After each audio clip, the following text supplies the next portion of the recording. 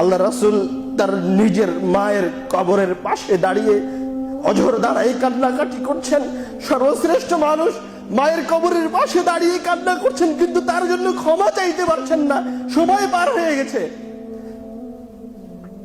মুমিন অবস্থায় মারা যেতে পারেননি। আমি আপনি কে?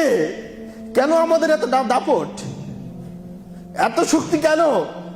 কে আপনাকে এত ক্ষমতা দিল? আপনি কি আল্লাহ রাসূলের চেয়ে বেশি বড়, বেশি শক্তিধর, বেশি ক্ষমতার অধিকারী? আপনি কেন মৃত্যুকে ভুলে গেলেন? আল্লাহ রাসূল কান্নাকাটি করছেন তার মায়ের কবরের সামনে, কিন্তু তার জন্য ক্ষমা চাইতে পারছেন না। এর চাইতে অসহায়ত্বের কোনো কিছু আছে? ওই জায়গায় আল্লাহ রাসূল সাল্লাল্লাহু আলাইহি ওয়াসাল্লাম পুরো উম্মাহকে একটা উপদেশ দিয়ে গেলেন, জুরুল কুবুরা, তোমরা কবর জিয়ারত করো, ফাইন্নাহা তুযাক্কিরুকুমুল মাউত, কেননা এই কবর তোমাদেরকে এই মৃত্যুর কথা স্মরণ করিয়ে দিবে। যখন তোমরা মৃত্যুর কথা স্মরণ করবে তখন তোমরা ভালো হয়ে যাবে, তখন তোমরা সৎ হয়ে যাবে। একা একাই পরহেজগার হয়ে যাবেন মৃত্যুর কথা স্মরণ করে। একা একাই দাড়ি ছেড়ে দিবেন, একা একাই টাকনোর উপরে কাপড় পরবেন, কাউকে ভালো লাগবে না, কেননা আপনি সব সৎ কাজ সম্পর্কে অবগত আছেন।